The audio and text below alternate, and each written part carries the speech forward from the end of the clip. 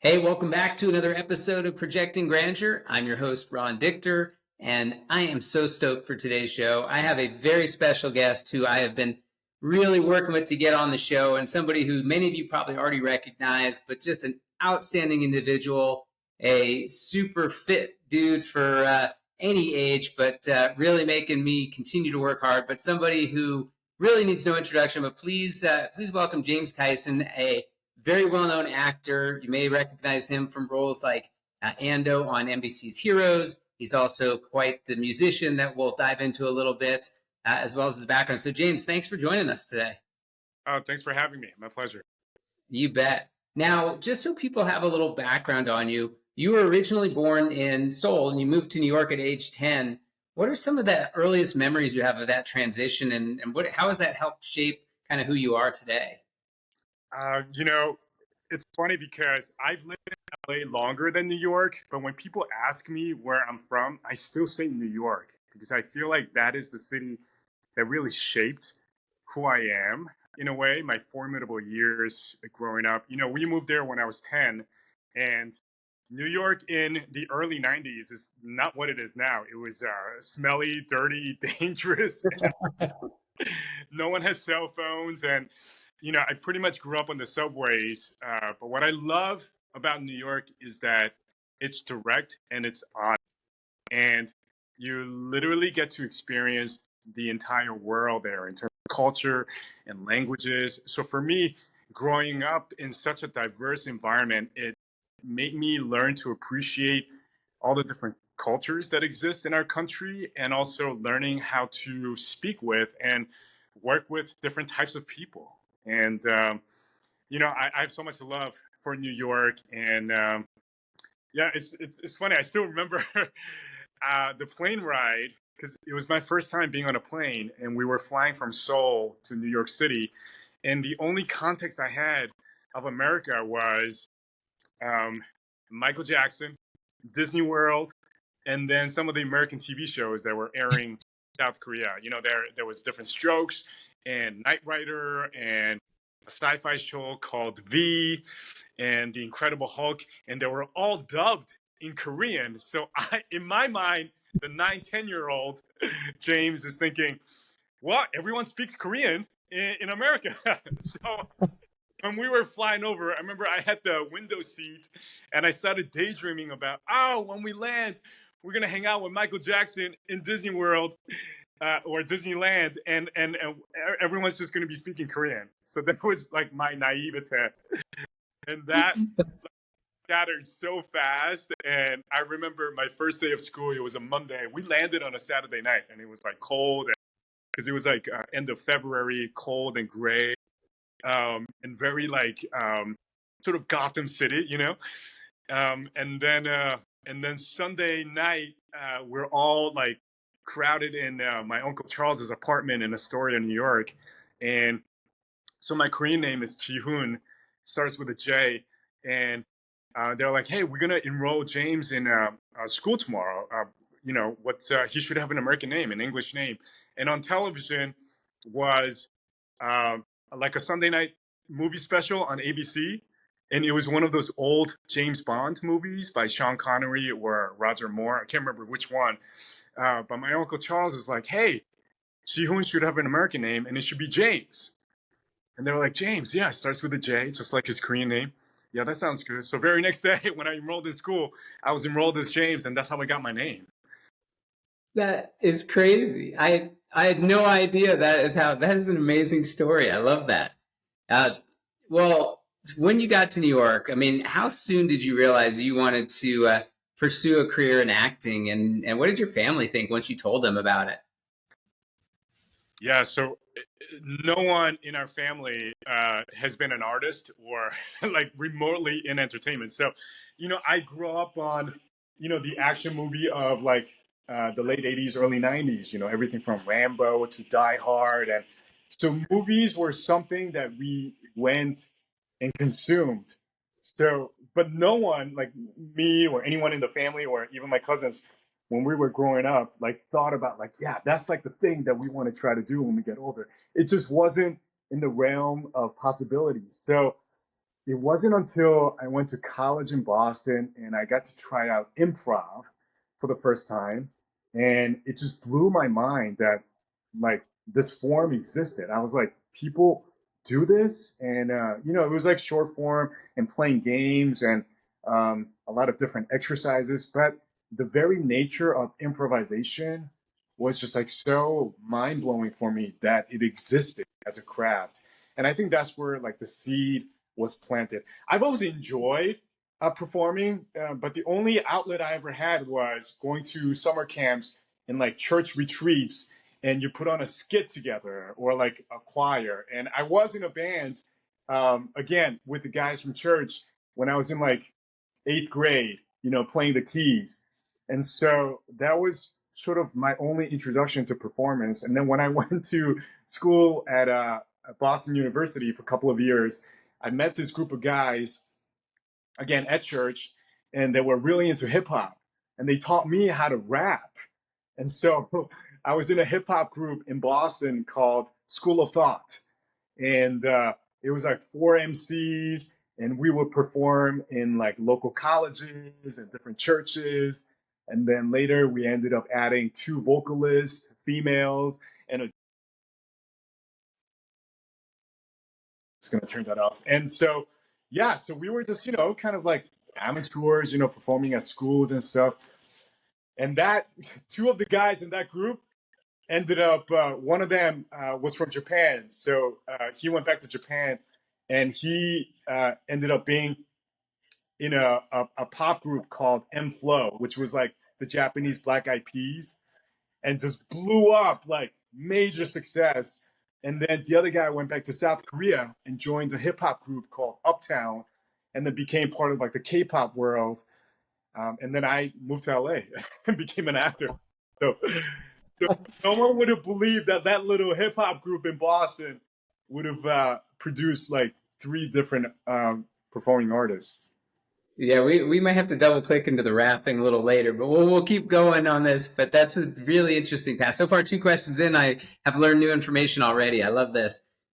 So thinking about the show, so the concept of the show is projecting grandeur, which is about becoming the person that you're meant to be long before the world gives you permission to do it. It's very different than faking it till you make it. It's more about embodying that spirit.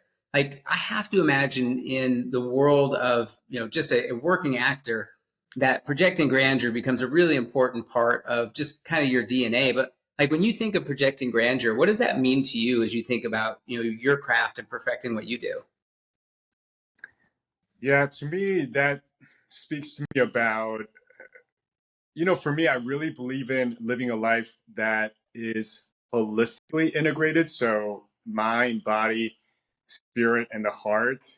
And so when I, take time to review my life, I try to do it quarterly, but it's whenever I feel inspired by it. I try to kind of focus on these different areas, like how is my health and how is my body feeling? How is my mental state? How is my emotional health? What am I doing to grow? And what are some things that I could do, whether daily, weekly, or monthly? Um, my relationship with my family. I have two young daughters. Community, friendships, relationships. Obviously, my career, my business. How are those things going? There's financial health. So I think all of these things work together. So for me, I feel an importance to make sure that they're um, not only balanced but integrated and working together. They're synergistic in a way, and I feel like it's important for me to make sure that there are seasons where you focus on different aspects of those things. Sometimes your career might be flowing and you have to really ride the wave, but you have to also make sure that your physical health and your mental health and your emotional health is in tuned and on point. And so, yeah, I just try to do best I can with everybody. But I feel like for me, uh, when you're speaking of living your highest life, is the balance and the integration of all those areas. Yeah. Yeah, I like that. It's kind of the holistic view of yourself and being objective about it. It's a really cool way to think about things. Well, tell me if this is true, and if so, I want to hear about it. But I heard that when you first moved to LA, you literally sold your car, bought a one-way ticket to LA, went all in, which is a massive leap of faith. Like, how did you project that confidence? How did you know like you were gonna make it, and like what was going through your head at that time? I think a lot of it was naivete, to tell you the truth, because I had no idea what I was doing. I had no context in the business. I actually knew nothing about the industry, so I didn't know what a headshot or a resume or any of that was. Um, and I think in some ways, not knowing anything and not having come from a different town where I did some acting, or just like having no experience, no knowledge, in some ways worked in my favor because when I landed in LA, I still remember my first night. I slept in my rental car because I initially was going to spend the night at a hostel in I think Venice or Santa Monica, and I went over there and I was like, I'm not sure if this is like for me, and I ended up driving around and got lost, I I ended up in like a big parking lot in a mall, and I was just so tired from the trip, so I just slept in my car, and I woke up next morning and I was like, wow, I'm not doing that again, and I think later I learned that it was like Westfield Mall, maybe in Culver City, Yeah. that I ended up in. And so shortly after that, I found a room in West LA. And but yeah, I was really hungry. I think not having access to a creative life until I was like 25 just left me with such hunger that when I first landed in LA, I just devoured any information and any experience that I could, get my hands on. So I went to as many free workshops as I can. I read books. These were back in the day when backstage was like a paper form. So I would read it, cover to cover, and um, I took my first acting class at Santa Monica City College because it was like the cheapest one I could find, and yeah, I was just kind of all in, and it was fun for me, because I knew nothing about the industry. Everything was new, and when it came to the craft, in that first acting class, they assigned a book, Stanislavski's book, um, I think How to Prepare or something like that. But when I started reading it, it just made sense. It clicked really fast because all of the modalities in the spoken in the book were things that I was doing as coping mechanisms when I was growing up. Our family moved around a lot in New York as immigrants. So at one point in my life, I went to 6 different schools in 6 years. And so just constantly being around change and new environments, I've had to learn to observe others. And sometimes I would subconsciously take on traits or try on accents and like even project personalities. And I would study social dynamic and see who the alpha was in the room and sort of unknowingly take on those character traits. And so it wasn't until later that I was reading this book and I started having language for them. I was like, oh, this was all like drama school from the future that I was just kind of like um, embodying without even knowing. And so I think what acting became was a really healthy outlet for me to then explore all the different aspects of myself that I didn't quite have a voice for yet. Very cool. Very cool. Well, landing that role of Ando in Heroes was a game changer. And do you feel like there was a sense of grandeur that was happening in your career at that moment in your life? Yeah, I could feel, you never know because it was a pilot first and it was like a month-long auditioning process, 5 auditions altogether. But when I was reading the script and filming the show, I felt intuitively that there was something happening here.